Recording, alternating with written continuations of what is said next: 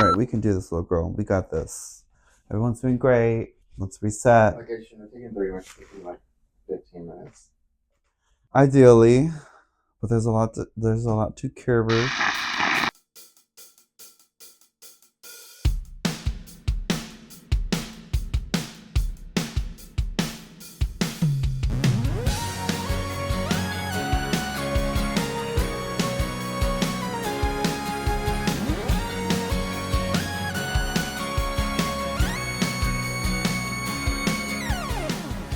Well, as a kid, I was pretty shy. We were 5 brothers, and I was the middle child, so I never kind of wanted to take all the attention from everybody. I was just kind of in between. But my oldest brother was like the star football player, and my younger brothers, they were just all good at sports. But they got all the attention, you know, and there was nothing that I could do to get my parents' attention.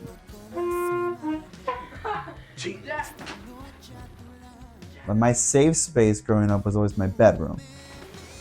Happy birthday to you. Happy birthday to you. Happy birthday, dear Mikey. Happy birthday to you. Mikey.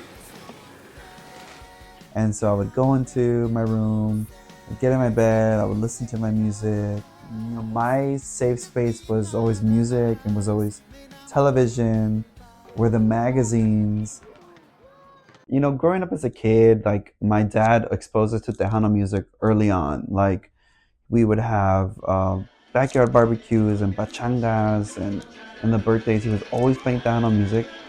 And so because we're Tejano, because we're Mexican American, I always grew up listening to Tejano music, Mexican music, international music, but also, you know, we're American, so my dad introduced us to disco, to Motown, to pop music. So I was exposed to the Spanish language early on as a kid. Like, it's one of the first languages I ever heard.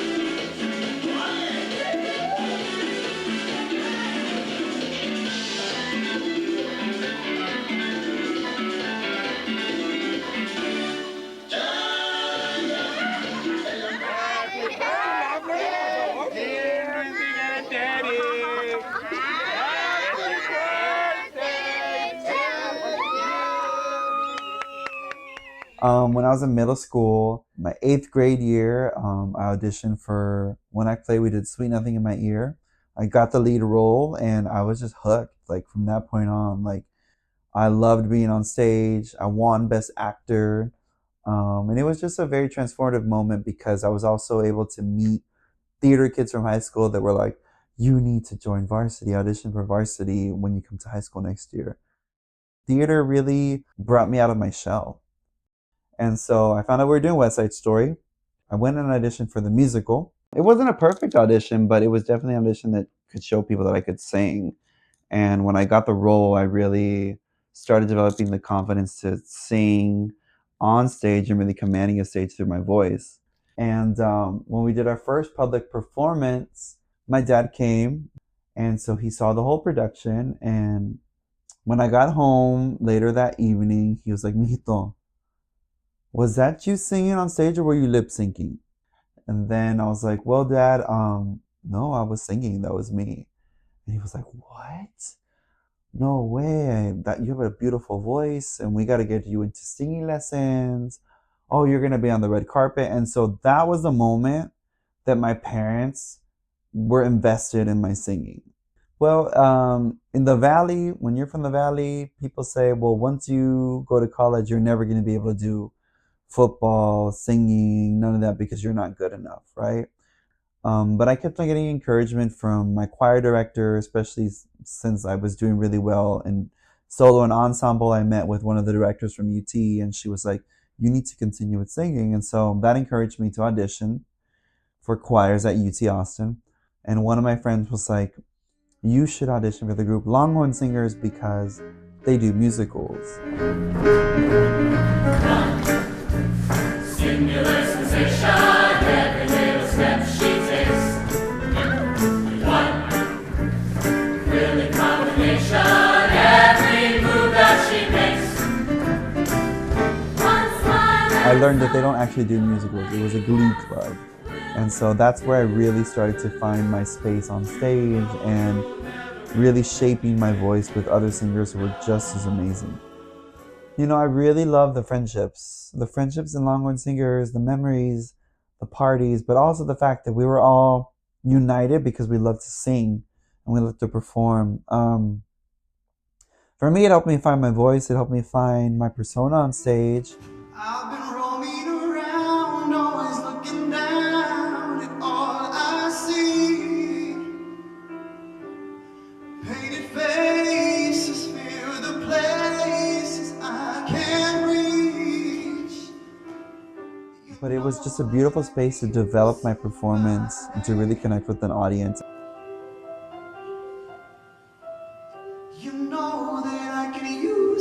So it was really like my big push to say, okay, after college, continue with this. Someone like you and all you know. When you're an artist, people are always telling you, that's great that you can do this, but most artists don't make money, and so you got to think about a plan B. But like at the end of my semester, someone had told me that Royal Caribbean was having auditions, and so I went to audition to be a cruise ship singer. And I got through all the auditions. I got through the final cut. It was only 3 guys. And they were like, we loved your performance. And please wait for a phone call from us. And we'll let you know. And I remember being with my mom. And we were having breakfast the day of my graduation. And I start bawling. And I'm like, Mom, I'm about to graduate. And I don't have a job. I don't know what I'm going to do. I thought I was going to be singing on a cruise ship. And so I'm just bawling. And my mom was like, Mijito, it's okay. You know, you're going to find your way. You're going to get that job that you want. But it takes time. Giving your attention to, I really have to mention, she's the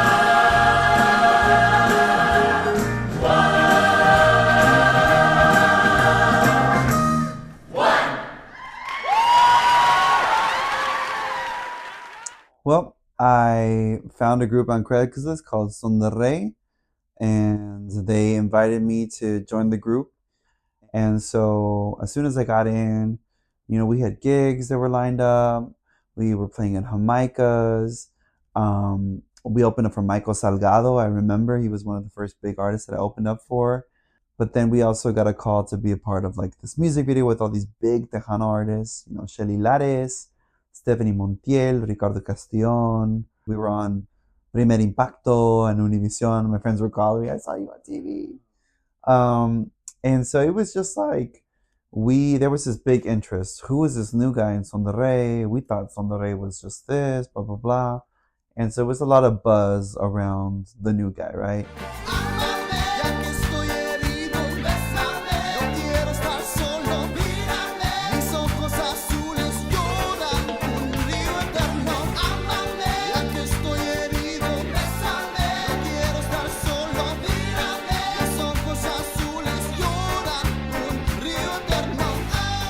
You know, I got started right away doing gigs, doing weddings, doing festivals. We played a Pachanga festival. You know, for me, it felt like it was what I was meant to do. With the positive, there was tons of negative stuff. I mean, when I first got started, there was a fan that came up to my manager and was like, how could you hire a to be the lead singer? And he was like, you're nobody to tell me who I can put as my lead singer. And that was really when the conversation came about of like, we know you're gay, you know, and we accept you. You never came out to them, they came out to you. Yeah, they took me out of the closet. They said, we know you're gay. I was like, okay. But it was hard at first because, I mean, it was 2010, right? This was pre-gay marriage. This was pre all these artists that came out. I don't even think Ricky Martin was out of the closet when I was performing on stage. And so it was a whole different world back then. And obviously in Tejano music, it's all machismo. And at the time, that's how it was. It was straight guys and straight girls rule pop music. And so I felt like I really had to put on a persona of passing And so in a lot of my earlier stuff, you see that I'm more rigid, that I'm more strong in my stances. I'm not as flamboyant and as comfortable as I am now. I started kind of experimenting with, like, I went platinum blonde, and I remember going up on stage, and we were at this very podunk bar in Houston, Texas, and this guy came up to me and was like, grabs my mic, he's like, "Hey, Slim Shady, I want you to sing the Monayela." And I'm like, "I don't know any of the Monayela songs." And we canceled the rest of the show. My manager's like, "We're gonna take a break." And then he was like, "You're going back to the hotel. This is not a safe environment." And so that was the first time where I was just like, is my stage persona, am I safe on stage? You know, am I safe on stage with blonde hair? Am I safe on stage with bright colors? That's what I love, that's what I was drawn to, but you didn't see that in Tejano music. You didn't see that in cumbia. So, why do you think you started progressing in a different direction than Son de Rey? I think it's because I knew that I just had so much to say as an artist. You know, during COVID, that was a time where we kind of came back and we reflected.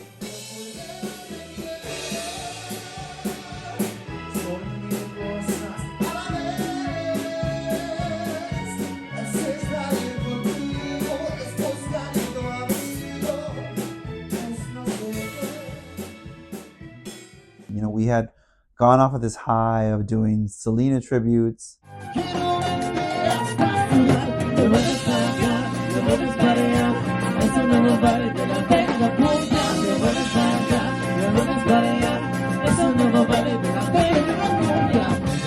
And through those costumes and those outfits that I was making, people were just so impressed by it and they loved it.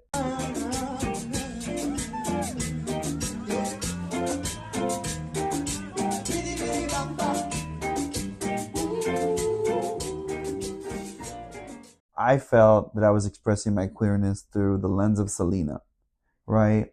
And I was just like, I wish I could just be myself. Like, why do I get permission to be admired on stage through her? No me queda más que perderme en un abismo de tristeza, lágrimas. No me queda más que aguantarme en mi derrota y brindarte felicidad. Like, I love Selena, I love what she stands for, but I'm also an artist, and I also have a legacy that I want to put out there. I wrote 60-some songs. I was either going to quit music entirely because I was burnt out. I was really burnt from all the gigs, from all the shows, or I was going to do my own solo career. And so I got a call from my manager, and basically he asked me, he's like, "Where do you stand right now, where you're at? You know, we're all wanting to come together. What do you think?" And so I wanted to say no, but I said yes, and we went back into the gig circuit. Autopilot, playing gigs every weekend, festivals, this and that. My perspective was kind of being glossed over, and my goals were being looked over.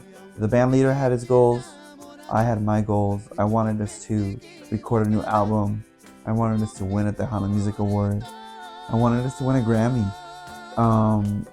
And I believed in our music, but I believed in creating a quality product, and I felt like some of the changes were affecting that quality, or that quality would come in 5-10 years. And by that point, I felt like I was missing my opportunity to really hone into myself as an artist. And so I kind of stopped communication with everybody, and my manager was like, "Hey, we're trying to reach out to you. There's some gigs, you know, what's going on?" And I said, "I want to quit the group.